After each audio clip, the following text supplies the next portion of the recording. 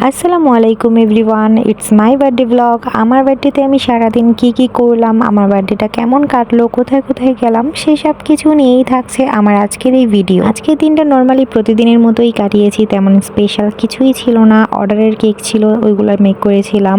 And guess what, আমি এত cake বানাই কিন্তু নিজের বার্থডের জন্য কোনো কেকই বানাই নাই, কারণ এত কেক বানাতে বানাতে এখন কেক আর দেখতেই মন চায় না। মানে কেকের প্রতি একটা অভক্তি চলে আসছে, এমন একটা অবস্থা। যাই হোক, সন্ধ্যার দিকে আম্মু আমার বার্থডে উপলক্ষে ট্রিট দিবে, তাই আমরা চলে গিয়েছিলাম সবাই রেডি হয়ে। আমরা গিয়েছিলাম খানপুর হসপিটাল রোড, যেটা এখন নারায়ণগঞ্জের খুবই জনপ্রিয় জায়গা। আর এখানে যাওয়ার কারণ হচ্ছে এখানে একসাথেই সব ধরনের খাবারই পাওয়া যায় আর খুবই রিজনেবল প্রাইসে পাওয়া যায়। প্রথমেই চলে গিয়েছিলাম কফি হলিকে, কারণ আমাদের মোমো খেতে ইচ্ছে করতেছিল, আর মোমোর জন্য তো কফি হলিক একদমই বেস্ট। তো আমরা মোমো অর্ডার করে এখানে যখন ওয়েট করতেছিলাম, তখন দেখি আম্মু একটা ফুল কিনতেছিল আমার জন্য, আমাকে বার্থডে গিফট করার জন্য। তার সাথে রায়ানও আমার জন্য একটা ফুল নিয়েছে, আর এই পিঙ্ক কালার ফুলটা আসলে আম্মু আমার জন্য কিনেছিল। যাই হোক, সবাইকে অনেক বেশি থ্যাংক ইউ। আর এই যে এটা হচ্ছে আমার আজকের বার্থডে গিফট। ফুল দুইটা কিন্তু অনেক বেশি কিউট ছিল, একদমই ফ্রেশ। তারপর ফুল নিয়ে একটু ঢং করতেছিলাম, আর আমাদের সাথে কিন্তু আজকে আরশিও গিয়েছিল, আর এই যে আরশিও একটু ঢং করতেছিল, দেখেন কি পরিমাণ ঢঙ্গি। আর ওয়েট করতে করতে ফাইনালি আমাদের খাবার চলে আসলো। আমরা মোমোর পাশাপাশি নাচোস অর্ডার করেছিলাম। কফি হলিকের নাচোস কিন্তু অনেক বেশি মজা, আমাদের এর আগেও এটা খাওয়া হয়েছে।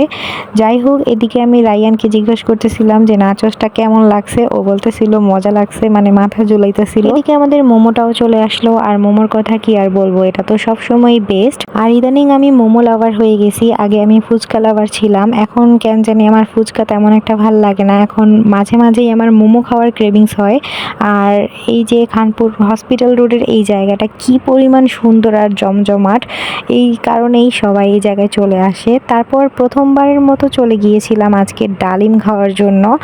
আর যে কোনো ট্রেন্ডিং জিনিস বা ভাইরাল জিনিস আমার সব সময় সবার শেষে করা হয়। আর এখানে অ্যাকোরিয়ামের মতো একটা দেওয়া ছিল, আর মাঝখানে একটা বাটি ছিল, ওই বাটিতে যে কয়েন ফেলাতে পারবে তার জন্য একটা ডালিম ফ্রি। কিন্তু আমরা কয়েকবারই চেষ্টা করেছিলাম, একটা কয়েনও বাটিতে পড়ে নাই। আর এই তো আমাদের ডালিমটা চলে আসলো, আর ডালিমের প্রাইস ছিল এক প্লেট 100 টাকা।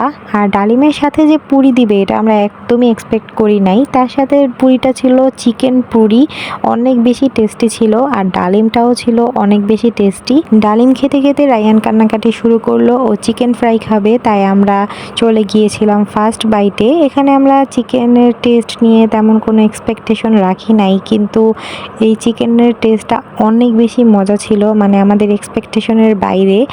আর তার সাথে আমরা ফ্রেঞ্চ ফ্রাই অর্ডার করেছিলাম। ফ্রেঞ্চ ফ্রাইসের উপরে ছিল মাসালা টাইপের কিছু একটা, আর এটা অনেক বেশি ক্রিস্পি আর অনেক বেশি মজা ছিল, মানে সস দিয়ে খেতে অনেক বেশি মজা লাগতেছিল।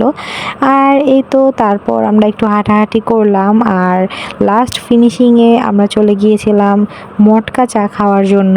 আর আমরা সেখানে গিয়ে অর্ডার করেছিলাম কাজু চা, আর কাজু চাও আমি ফার্স্ট টাইম ট্রাই করলাম। আর মজার বিষয় হচ্ছে আমার কেন জানি মনে হইতেছিল যে এটার মধ্যে কোনো কাজু বাদাম ছিল না, নর্মাল চীনা বাদাম দেওয়া ছিল সবগুলাই।